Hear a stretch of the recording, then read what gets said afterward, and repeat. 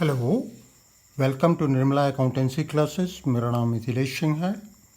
आज का टॉपिक है not for profit organisation balance sheet. या पार्ट 2 है। पार्ट 2 का मतलब यहाँ एक मेरा दूसरा क्लास है। नॉट फॉर प्रॉफिट ऑर्गेनाइजेशन का बैलेंस शीट आम रूप से उसी तरह बनाया जाता है जिस तरह एक बिजनेस एंटिटी जो प्रॉफिट मेकिंग है उसका बनाया जाता है, लेकिन थोड़ी सी भिन्नता इन दोनों में है।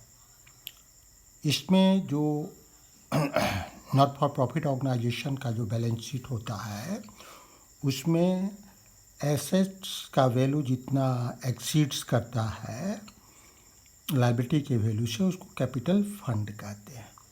और ये जो बैलेंस शीट बनाया जाता है नॉट फॉर प्रॉफिट ऑर्गेनाइजेशंस का, वो फंड बेस्ड अकाउंटिंग के आधार पर बनाया जाता है। अब फंड बेस्ड अकाउंटिंग क्या है हम लोग देखेंगे। एक बार हम लोग इसको समझ लेते हैं। Not for profit organisation don't maintain complete set of books of accounts, so trial balance is also not prepared. एक और महत्वपूर्ण बात है नॉट फॉर प्रॉफिट ऑर्गेनाइजेशंस में कि ये एक complete set of books of accounts नहीं रखता है। इससे इसका परिणाम यह होता है कि यह ट्रायल बैलेंस भी नहीं बना सकता है, क्योंकि सारे बुक्स के बैलेंसेस वगैरह तो है नहीं, तो ट्रायल बैलेंस टैली ही नहीं करेगा, इसलिए ट्रायल बैलेंस बनाए ही नहीं जाते हैं। और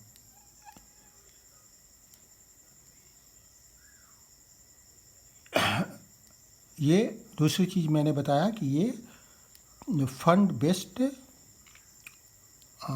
अकाउंटिंग के बेसिस पर बनाया जाता है। तो अब हम जान लें कि फंड बेस्ड अकाउंटिंग क्या है। Fund based accounting refers to an accounting system in which the receipt pertaining to a fund are credited to that fund and not to income and expenditure account. Similarly, the payment या expenses related to that fund are charged to the fund and not debited to income and expenditure account. Fund based accounting में क्या होता है कि अगर किसी खास fund से संबंधित कोई रिसिप्ट होता है, कोई इनकम होता है, तो उसको हम लोग इनकम एंड एक्सपेंडिचर के इनकम साइड में या क्रेडिट साइड में नहीं लिखते हैं। वो उसको हम लोग उस बैलेंस शीट में लिखते हैं, उस फंड में जोड़ देते हैं, ऐड कर देते हैं। ठीक है। उसी तरह अगर किसी खास फंड का कोई एक्सपेंस होता है, कोई पेमेंट होता है उससे संबंधित, तो उसको भी हम लोग इनकम एक्सपेंडिचर अकाउंट के एक्सपेंडिचर या डेबिट साइड में नहीं लिखते हैं, बल्कि उस बैलेंस शीट में लिखते हैं। और बैलेंस शीट में जो वो स्पेसिफिक फंड है, खास फंड है या स्पेसिफिक नेचर का फंड है, तो उससे माइनस कर लेते हैं। इसी को हम लोग फंड बेस्ड अकाउंटिंग कहते हैं। नॉन फंड बेस्ड जो अकाउंटिंग होता है, जो एक प्रॉफिट बिजनेस एंटिटी बनाता है, उसमें सारे इनकम और एक्सपेंडिचर को हम लोग प्रॉफिट एंड लॉस अकाउंट या ट्रेडिंग अकाउंट में लिखते हैं। उसमें ये अंतर नहीं किया जाता है कि ये पैसा कहाँ से आया। ठीक है। कैपिटल पर भी गेन होता है, उसको भी लिखते हैं। सारे जो भी प्रॉफिट इनकम या एक्सपेंडिचर है उसकी गणना वहाँ करते हैं, उसमें बैलेंस शीट में उसको नहीं ले जाते हैं, लेकिन यहाँ इसको बैलेंस शीट में ले जाते हैं। एक बात और है, if capital fund is not given, old balance sheet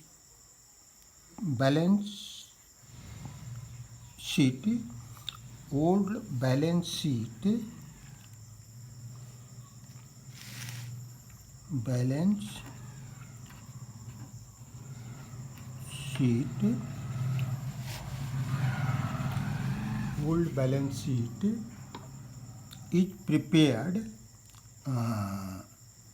and excess of assets over liabilities represents capital fund. ठीक है, अगर क्वेश्चन में अगर कैपिटल फंड का पता हमको नहीं है तो पुराने साल लास्ट ईयर का बैलेंस शीट हमको बनाना पड़ता है, और फिर जो इन्फॉर्मेशन हमारे पास रिसिप्ट एंड पेमेंट अकाउंट के द्वारा है, किसी अन्य स्रोत से है, तो उसके आधार पर बैलेंस शीट पुराना बनाते हैं और कैपिटल फंड को एस्सर्टेन करते हैं, उसका कैलकुलेशन करते हैं। अब हम लोग बैलेंस शीट का एक फॉर्मेट देखेंगे और एक एक आइटम के बारे में विस्तार से बातें करेंगे। नॉट फॉर प्रॉफिट ऑर्गेनाइजेशन का ये बैलेंस शीट है, एसेट डेट लिखना है, लायबिलिटीज है, एसेट है। सबसे पहले लायबिलिटी साइड का आइटम आते हैं कैपिटल फंड। कैपिटल फंड जो होता है वो मुख्य फंड होता है, मुख्य फाइनेंसिंग का स्रोत होता है। तो पिछले साल का इसका ओपनिंग बैलेंस हो सकता है, अगर नया ऑर्गेनाइजेशन है तो नहीं होगा। उसके बाद या नया ऑर्गेनाइजेशन है तो ओपनिंग बैलेंस नहीं होगा, लेकिन कंट्रीब्यूशन होगा उसके कैपिटल फंड के लिए, या नहीं भी हो सकता है, लेकिन अक्सर हाँ रहता है। तो ओपनिंग बैलेंस लिखते हैं, फिर उसमें अगर इनकम एक्सपेंडिचर अकाउंट के आधार पर हमको सरप्लस मिलता है तो उसको ऐड करते हैं। सरप्लस क्या है? Surplus excess of income over expenditure जो है करंट ईयर का, उसको सरप्लस कहते हैं, तो सरप्लस को ऐड करेंगे। लेस डिफिसिट, डिफिसिट क्या है? Excess of expenditure over income, तो जो एक्सेस खर्च हो जाता है इनकम से उस साल का करंट ईयर का, उसको माइनस करते हैं। उसके बाद इसमें एक आइटम और आता है लाइफ मेंबरशिप फीस।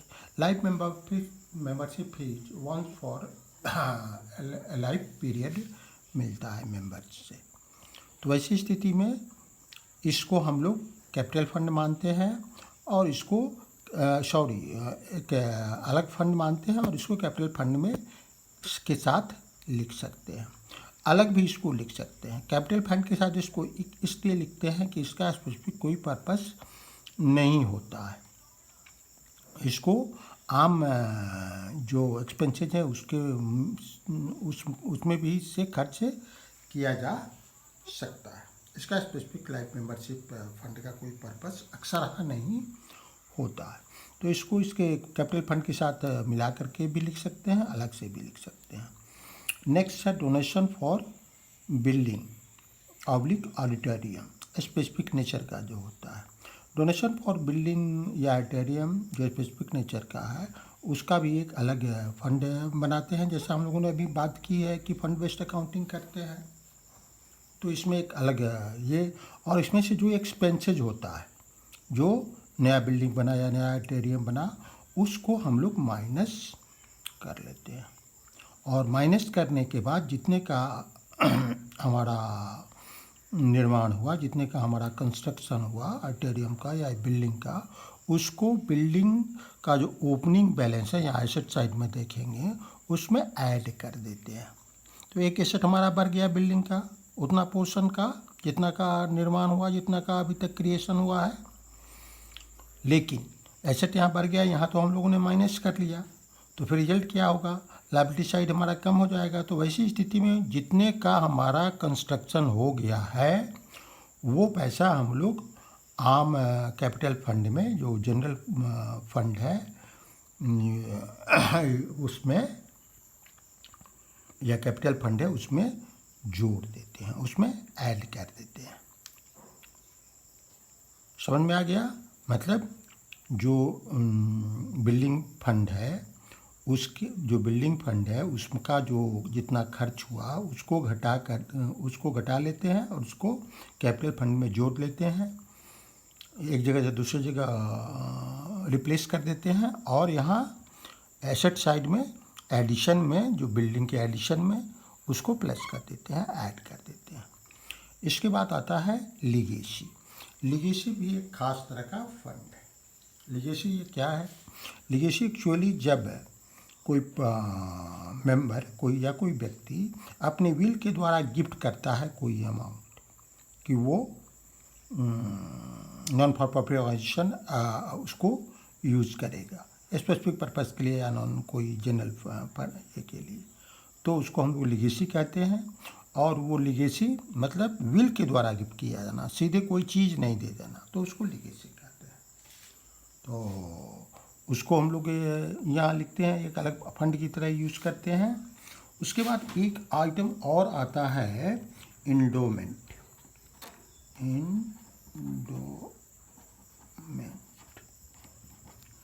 ये क्या होता है? ये भी एक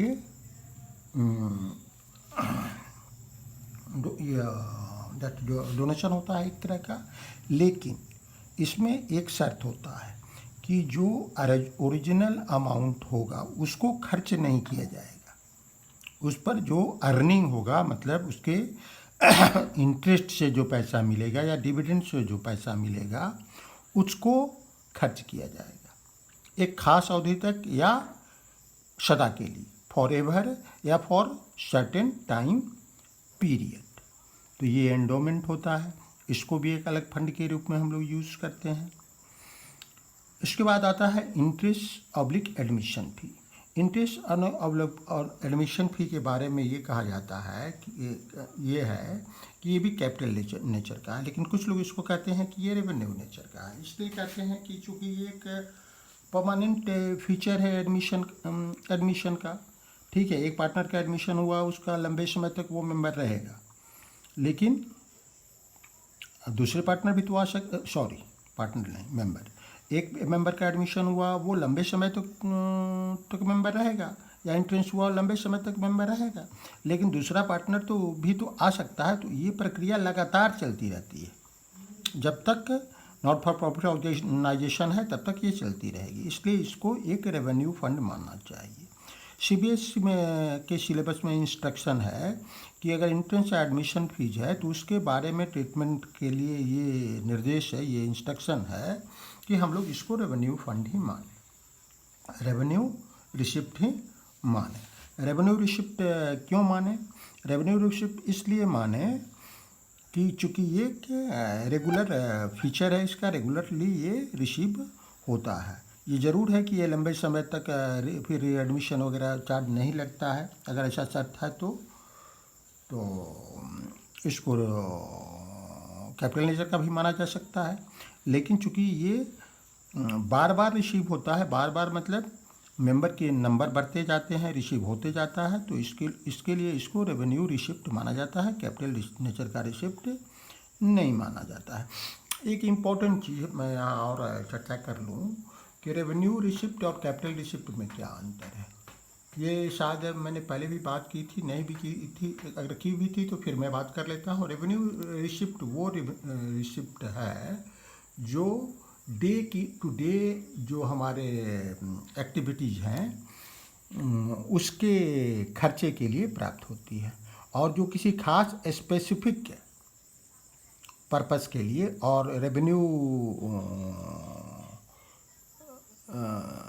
जो हमारा डे टू डे एक्टिविटी है, मतलब ऐसा एक्टिविटी जिसका रिटर्न, जिसका फ़ायदा हमको एक साल के अंदर हो जाना है, उससे उस फ़ायदे को, उस बेनिफिट को हम लोग रेवेन्यू रिसिप्ट में लेते हैं। लेकिन ऐसा कोई एसेट अगर हम प्रोक्योर करते हैं और खर्च करते हैं और जिससे हमको लंबे समय तक आय होती रहेगी, लंबे समय तक आय होती होगी, तो उस खर्च जो प्रोक्योर करते हैं उस एसेट को, उसको कैपिटल पेमेंट कहते हैं। लेकिन उससे क्यों बेचने से जो पैसा मिलता है उसको लंबे समय तक फ़ायदा पहुंचाने वाले किसी आइटम के बेचने से जो फ़ायदा मिलता है उसको कैपिटल रिसिप्ट कहते हैं।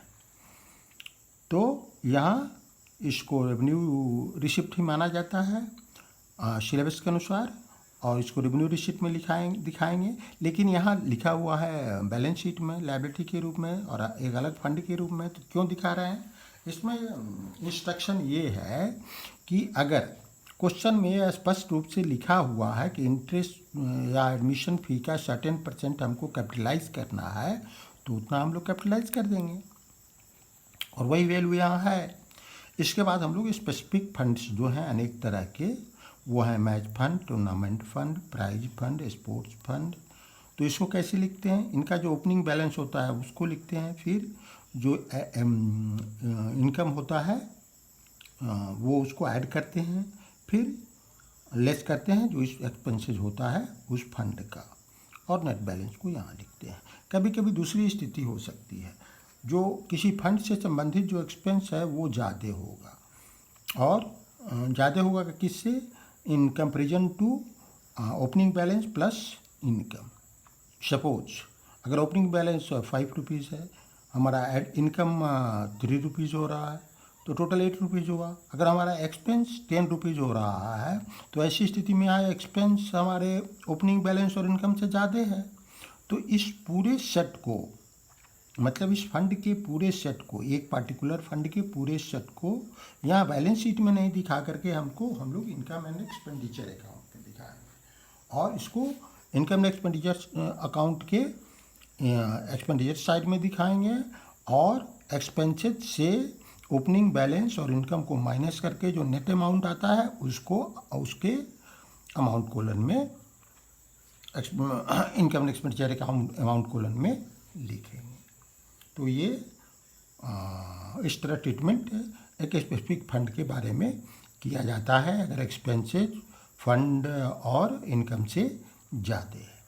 इसके बाद बैंक ओवरड्राफ्ट एक जनरल लायबिलिटी है जो प्रॉफिट मेकिंग ऑर्गेनाइजेशन में किया जाता है। हम जानते हैं क्रेडिटर्स भी जनरल लायबिलिटी है, आउटस्टैंडिंग एक्सपेंसेस भी जनरल लायबिलिटी है जो हम पहले से जानते हैं। सैलरी के बारे में हो सकता है, कोई सर्विसेज वगैरह हम लोगों ने लिया है किसी ऑर्गेनाइजेशन से तो उसके बारे में भी हो सकता है, तो उसके बारे में हो सकता है, तो उसको हम लोग लिखते हैं सब्सक्रिप्शन रिसिप्ट इन एडवांस। अगर सब्सक्रिप्शन हमारा आमदनी का एक मुख्य स्रोत है, हमारा मतलब नॉन फॉर प्रॉफिट ऑर्गेनाइजेशन का आमदनी का एक मुख्य स्रोत है, तो ऐसी स्थिति में अगर कुछ सब्सक्रिप्शन हमको एडवांस में अगले साल के लिए फ्यूचर पीरियड के लिए मिल गया है तो उसको हम लोग लायबिलिटी के रूप में दिखाते हैं। तो ये मुख्य आइटम है लायबिलिटी साइड के। अब हम लोग एसेट साइड के कुछ आइटम देखेंगे।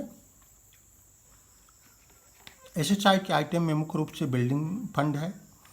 तो कोई भी नॉन फॉर प्रॉफिट ऑर्गेनाइजेशन होगा, एक ऑर्गेनाइजेशन होगा तो उसका बिल्डिंग होगा ही, तो उसका जो बिल्डिंग क्या है, बिल्डिंग पुराना जो वैल्यू होता है वो लिखते हैं। फिर अगर इस साल कोई एडिशन हुआ है बिल्डिंग के वैल्यू में तो उसको प्लस करते हैं और माइनस करते हैं डिप्रिसिएशन को, जो डिप्रिसिएशन हुआ है अगर कोई है डिप्रिसिएशन चार्ज क्वेश्चन में।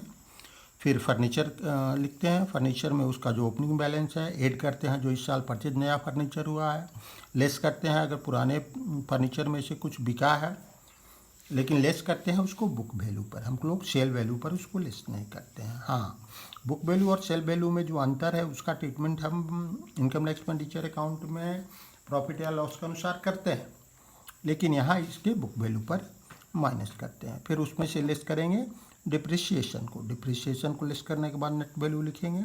फिर इन्वेस्टमेंट्स लिखते हैं। इन्वेस्टमेंट्स अगर किसी फंड से हुआ है, कैपिटल फंड से हुआ है या उसको जनरल फंड भी कहते हैं या एक्युमुलेटेड फंड कहते हैं, तो उससे हुआ है, या किसी का स्पेसिफिक फंड से हुआ है, बिल्डिंग फंड से हुआ है, या मैच फंड से हुआ है, टूर्नामेंट फंड से हुआ है, किसी फंड से हुआ है, उसका जो वैल्यू होता है वो लिखते हैं।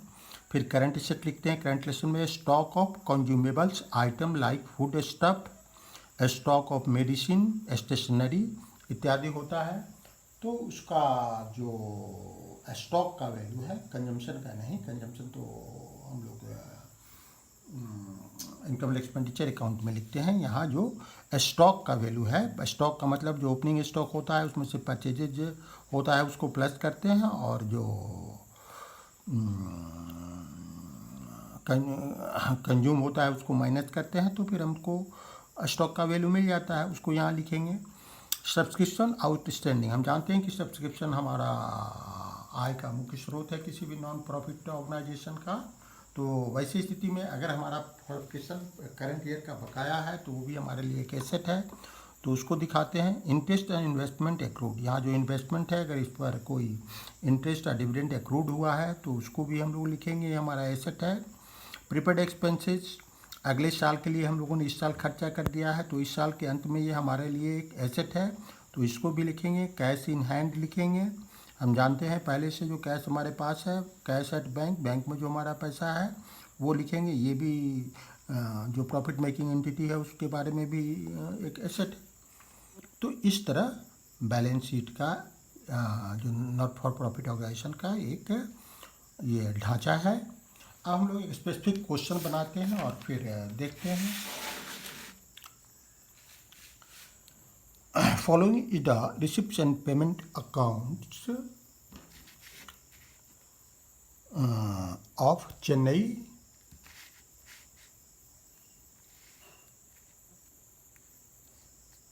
Chennai sports club for the year ended 31 March 2020। Receipt payment account for the year ending 31 मार्च 2020। यहाँ रिसिप्ट्स का आइटम है रुपीज़ है, पेमेंट्स का आइटम है रुपीज़ है। कुछ एडजस्टमेंट के एंट्री दिए हुए हैं। हम लोग को प्रिपेयर क्या करना है, prepare income expenditure account of the club for the year ended 31/3/2020 and certain the capital fund on 31/3/2019. Do you think that club is promoting any value in Chennai? ये दो चीज़ें हम लोगों को करनी है। अब हम लोग ये करके देखेंगे। बैलेंस BD, ये हमारा ओपनिंग बैलेंस है। चूँकि यहाँ हमको कैपिटल फंड नहीं मालूम है तो हमको पिछले साल का बैलेंस शीट भी, लास्ट ईयर का बैलेंस शीट भी बनाना होगा कैपिटल फंड जानने के लिए, तो ये उसमें आएगा एसेट साइड में। सब्सक्रिप्शन हमारा इनकम का एक मुख्य स्रोत है, तो ये हमारा इनकम एक्सपेंडिचर अकाउंट के रिसिप्ट जो इनकम साइड है उसमें लिखा जाएगा। टूर्नामेंट फंड है, टूर्नामेंट फंड के बारे में हम पेमेंट भी देख लेते हैं साथ साथ। टूर्नामेंट फंड कहाँ लिखेंगे तभी डिसाइड होगा। टूर्नामेंट फंड हमारा जो रिसिप्ट है वो है 15,000, टूर्नामेंट एक्सपेंसेस हमारा 21। यहाँ हम देख रहे हैं कि हमारा एक्सपेंसेस फंड से ज़्यादा है, तो ऐसी स्थिति में इसको हम लोग बैलेंस शीट में नहीं लिख करके इनकम एक्सपेंडिचर अकाउंट के एक्सपेंडिचर साइड में लिखेंगे। फिर सेल ऑफ ओल्ड न्यूज़पेपर, इसको दैट इनकम एक्सपेंडिचर के रिसिप्ट साइड में दिखाएंगे। लिगेसी को इनकम एक्सपेंडिचर के इनकम एक्सपेंडिचर अकाउंट में नहीं दिखाएंगे, इसलिए कि यह एक कैपिटल आइटम है, कैपिटल रिसिप्ट है। कैपिटल रिसिप्ट को हम लोग दैट इनकम एक्सपेंडिचर में नहीं दिखाते हैं, रेवेन्यू रिसिप्ट या रेवेन्यू पेमेंट को ही दिखाते हैं। फिर इंट्रेंस फीस, इंट्रेंस फीस के बारे में है कि अगर इसके बारे में स्पेसिफिक कोई इंस्ट्रक्शन हो तभी कैपिटल फंड होता है, नहीं तो इसको इनकम एंड एक्सपेंडिचर अकाउंट के इनकम साइड में दिखाते हैं। फिर आगे बढ़ते हैं। सैलरी, ये एक्सपेंडिचर है, इसको एक्सपेंडिचर के डेबिट साइड में या एक्सपेंडिचर साइड में दिखाएंगे। फर्नीचर एक कैपिटल आइटम है तो इसको बैलेंस शीट में दिखाएंगे। ऑपरेटिंग एक्सपेंसेस को हम लोग इनकम एक्सपेंडिचर अकाउंट में दिखाएंगे। टूर्नामेंट एक्सपेंसेस 21,000 है, तो ये हम लोगों ने बात कर ली। स्पोर्ट्स इक्विपमेंट 20,000 है, तो ये परचेज स्पोर्ट्स इक्विपमेंट कंज्यूमेबल्स है, तो इसको भी हम लोग करंट एसेट में, एसेट साइड में बैलेंस शीट में दिखाएंगे। बैलेंस CD हो गया, ये कि हमारा लास्ट का बैलेंस है कैश का रिसिप्ट एंड पेमेंट अकाउंट के अनुसार। तो हमारा जो करंट ईयर का बैलेंस शीट होगा ये उसमें कैश के रूप में दिखाया जाएगा 16,000। इसके अतिरिक्त हमारे पास कुछ इन्फॉर्मेशन है एडजस्टमेंट में। On 31/3/2020 subscription outstanding was ₹4,000। 4,000 subscription outstanding है तो सब्सक्रिप्शन में प्लस कर देंगे इनकम एक्सपेंडिचर अकाउंट में। And on 31/3/2019 subscription outstanding was 3,000। और पिछले साल सब्सक्रिप्शन आउटस्टैंडिंग कितना था 31/3/19 का 3,000, तो इसको उसमें से माइनस मतलब 26,000 प्लस 4000 माइनस 3000 कर देंगे। सैलरी आउटस्टैंडिंग हमारा 2000 है इस साल का, तो सैलरी जब हम लिखेंगे एक्सपेंडिचर में साइड में तो उसमें 2000 प्लस कर देंगे। On 1/4/2019 the club had building 80,000। अब हमारे पिछले साल का बैलेंस शीट में या ओपनिंग बैलेंस जो हमारा है 1/4/19 का, उसमें क्या क्या एसेट है। बिल्डिंग हमारा 80,000 का है, तो ये हमारे बैलेंस शीट में आएगा।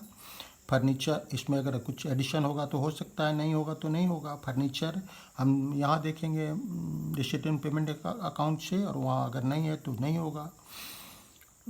फर्नीचर अकाउंट हमारा पिछले साल का 20,000 है, फर्नीचर में 10,000 का एडिशन है तो उसको ऐड करेंगे। 10% इन्वेस्टमेंट 45,000 का है, तो इसको हम लोग बैलेंस शीट में लिखेंगे। इसको भी, फर्नीचर को भी बैलेंस शीट में लिखेंगे, इन्वेस्टमेंट को भी बैलेंस शीट में लिखेंगे। नया इन्वेस्टमेंट भी कोई नहीं हुआ है तो एडिशन की ज़रूरत नहीं है। स्पोर्ट्स इक्विपमेंट पुराना हमारा है 25,000 और इसमें एडिशन हुआ है 20,000 का, तो इसको बैलेंस शीट में लिखेंगे। डिप्रिसिएशन चार्ज करना है सभी डिप्रिसिएबल आइटम पर, जैसे बिल्डिंग पर, फर्नीचर पर, इन्वेस्टमेंट पर नहीं होगा। स्पोर्ट्स इक्विपमेंट पर तो यह डिप्रिसिएशन चार्ज करेंगे 10% के रेट से। लेकिन एक और इन्फॉर्मेशन है कि हमको इंक्लूडिंग परचेज, मतलब जो इस साल ड्यूरिंग दिस ईयर ये सब जो फर्नीचर पर एडिशन इतना होगा, स्पोर्ट्स इक्विपमेंट पर इतना एडिशन होगा, तो इन पर भी चार्ज किया जाएगा, तो उसके अनुसार हम लोग कैलकुलेट करेंगे डिप्रिसिएशन। अब हम लोग इनकम एक्सपेंडिचर अकाउंट बना रहे हैं। इनकम एंड एक्सपेंडिचर अकाउंट बना रहे हैं।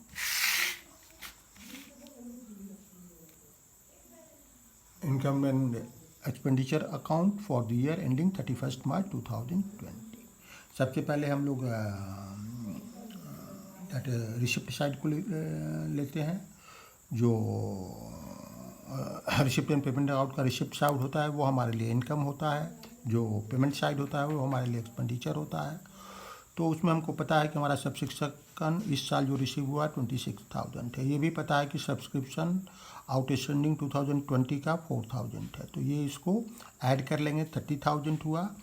ये भी हमें पता है कि आउटस्टैंडिंग 2019 का पिछले साल का लास्ट ईयर का 3,000 है, तो पिछले साल का पैसा था इस साल मिला है तो उसको घटा देंगे, तभी हमको इस साल का सब्सक्रिप्शन का इनकम पता चलेगा, तो ये 27,000 आएगा। सेल ऑफ ओल्ड न्यूज़पेपर है, ये आएगा इसमें। ये हमारे रिसिप्ट एंड पेमेंट अकाउंट से लिया गया है। इंश्योरेंस फीस भी आएगा, चूँकि स्पेसिफिक पार्ट इसके बारे में कोई इन्फॉर्मेशन में नहीं है, ये हमारे रिसिप्ट एंड पेमेंट अकाउंट से लिया गया है। एक्रूड इंटरेस्ट एंड इन्वेस्टमेंट, ये हमारा 45,000 का एक बैलेंस शीट पुराना इन्फॉर्मेशन है कि 1/4/19 को हमारा जो 10% इन्वेस्टमेंट था वो है, तो उस पर 10% इन्वेस्टमेंट लिखा हुआ है ऑलरेडी, तो 10% इस पर जो इनकम हुआ वो एक्रूड हुआ एक साल का, चूँकि अभी तक मिला नहीं है, तो ये हमारे लिए एक इनकम है और मिला नहीं है, इसलिए हम लोग इसको यहाँ इनकम साइड में लिखेंगे। इसके बाद हम दैट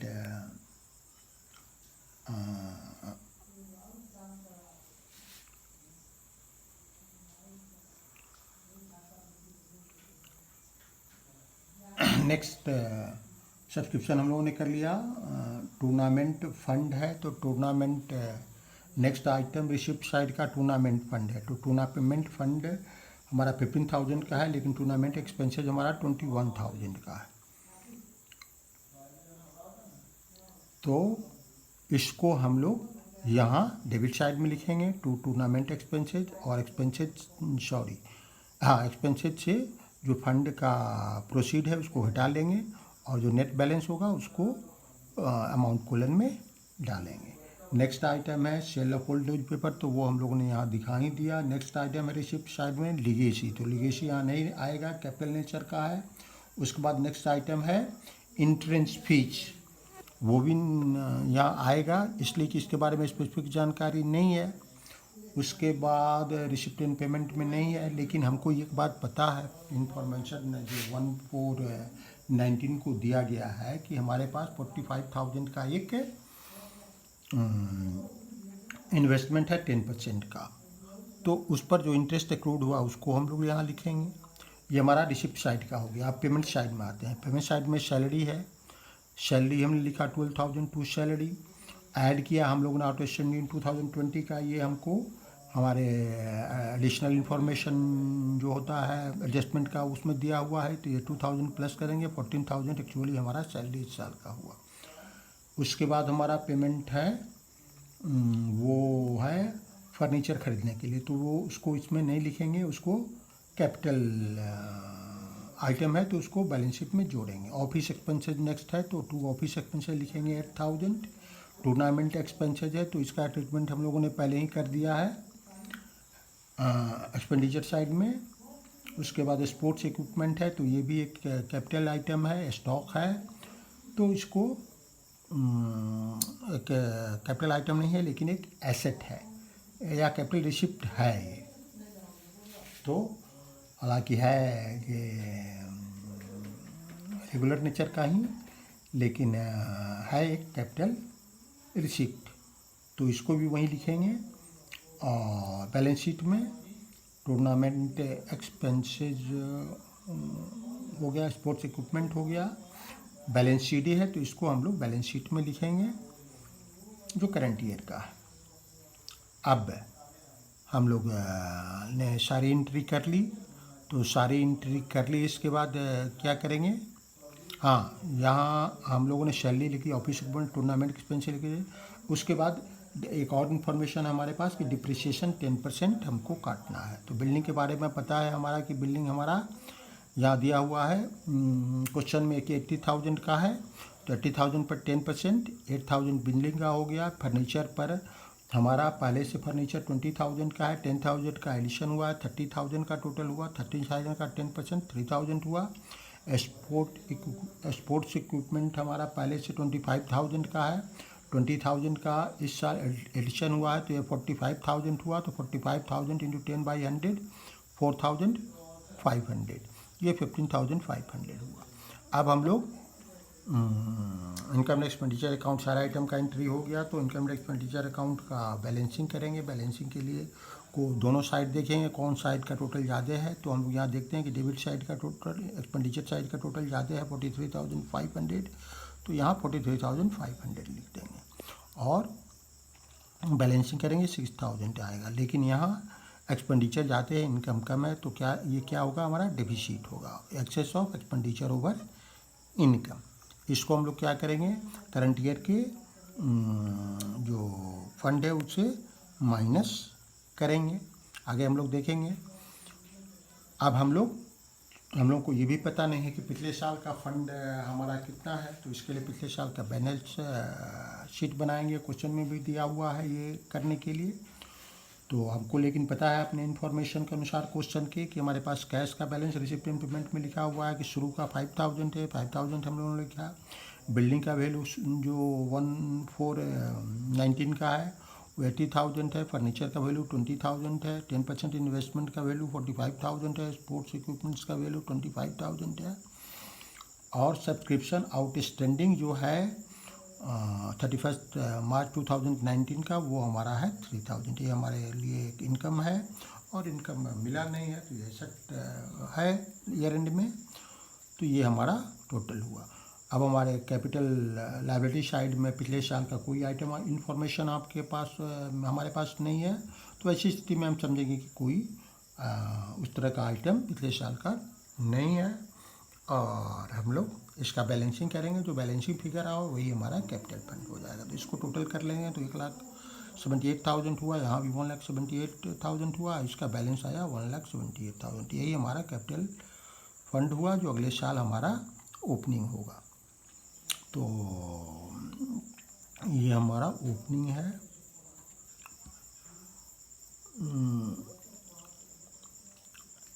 अब हम लोग करंट ईयर का बैलेंस शीट बनाएंगे। करंट ईयर का बैलेंस शीट बनाने में क्या क्या हम लोग मुख्य रूप से लिखते हैं। रिसिप्ट एंड पेमेंट अकाउंट का जो क्लोजिंग बैलेंस है 16,000, ये हमारा कैश है। इसके बाद सब्सक्रिप्शन इस साल का जो आउटस्टैंडिंग है 4,000 है, ये आ जाएगा हमारा इनकम है। 10,000 इन्वेस्टमेंट हमारा 45,000 का है, इसमें कोई एडिशन नहीं हुआ है। अब इस पर एक्रूड लेकिन इंटरेस्ट हुआ है, जो हमारे यहाँ लिखा हुआ है, मिला नहीं है लेकिन इनकम है, तो ये भी एक्रूड इंटरेस्ट ऑन इन्वेस्टमेंट है 4500। फर्नीचर हमारा पुराना 20,000 है, एडिशन 10,000 का हुआ है, तो ये 30,000 हुआ। लेस किए इसमें 3,000 डिप्रिसिएशन 27,000 पर दिखाएंगे। यहाँ 3,000 डिप्रिसिएशन है, हम देख रहे हैं। इसके अतिरिक्त आगे आएंगे, आगे स्पोर्ट्स इक्विपमेंट है, जो ओपनिंग बैलेंस है हमारा, ओपनिंग बैलेंस हमारा है, ओपनिंग बैलेंस हमारा है 20,000 और एडिशन हुआ है 10,000, ये हुआ। स्पोर्ट्स का भी ओपनिंग बैलेंस हमारा है 25,000 और एडिशन 20,000 हुआ है, 25,000 हुआ। इस पर 10% डिप्रिसिएशन होगा 4,500, यहाँ लिखा हुआ है 4,500 कैलकुलेट करके, तो ये यहाँ से माइनस हो जाएगा, तो ये आएगा 40,500। अब लास्ट में हमारे पास बिल्डिंग बचता है, तो बिल्डिंग हमारा 80,000 का है, एडिशन कुछ नहीं है, तो ये 80,000 हमारा ओपनिंग बैलेंस है। लेस करेंगे डिप्रिसिएशन 8,000, तो ये 72,000 आएगा। अब हम लोग इसको टोटल करेंगे, टोटल हमारा आएगा 2,09,000 डेबिट साइड का, 2,09,000 क्रेडिट साइड का। तो इस तरह हमारा इनकम एंड एक्सपेंडिचर और बैलेंस शीट कंप्लीट हुआ। फर्स्ट पोर्शन हमारा कंप्लीट हुआ। सेकंड पोर्शन है क्वेश्चन का कि do you think that club is promoting any value in Chennai? तो इसका आंसर है yes, this club is promoting sports activities in Chennai which is a social value and preparing it's accounts based on gap which is an ethical value. मतलब दो तरह के value को promote कर रहा है। एक तो वैल्यू ये सोशल वैल्यू, जो क्लब है, स्पोर्ट्स क्लब है, तो स्पोर्ट्स को प्रमोट कर रहा है। स्पोर्ट्स को हर सोसाइटी को प्रमोट करना चाहिए ताकि बच्चे स्वस्थ रहें, सब लोग स्वस्थ रहें, समाज स्वस्थ हो और अच्छे परिणाम इसके हों, सारे दुनिया को सोच अच्छी हो, ग्लोबल सोसाइटी का निर्माण हो। तो एक सोशल वैल्यू यहाँ क्रिएट कर रहा है। दूसरी ओर एक इथिकल वैल्यू किया ये प्रमोट कर रहा है। कैसे? इथिकल क्या है? इथिकल वैल्यू क्या है? इथिकल वैल्यू जो हमारे सोसाइटी का एथिक्स है उसके अनुसार हम लोग ये करते हैं। जो सोशल वैल्यू है वो सारे समाज पर लागू होता है, चाहे किसी भी कम्युनिटी का हो। लेकिन इथिकल वैल्यू होता है वो हमारे जो नियम होते हैं, कायदे होते हैं, रूल्स होते हैं हर सोसाइटी के या उस देश के, तो उसको हम कितना फॉलो करते हैं उसके अनुसार हमारा इथिकल से बिजनेस इथिक्स होता है। बिजनेस इथिक्स का मतलब क्या होता है? जो सरकार के नियम है, जो समाज के नियम है, उसके अनुसार बिजनेस को करें, तो वो बिजनेस इथिक्स है। तो यहाँ एक इथिकल वैल्यू प्रमोट करता है, क्योंकि सभी जितने भी रूल्स एंड रेगुलेशंस हैं गैप के, वो उनको के अनुसार अपने बुक्स ऑफ अकाउंट्स क्रिएट करता है। जो ये जो ऑर्गेनाइजेशन है जिसका क्वेश्चन हम लोग बना रहे हैं, जो sports club non for profit organisation, तो ये दोनों तरह के वैल्यू को प्रमोट कर रहा है। Thank you, see you again.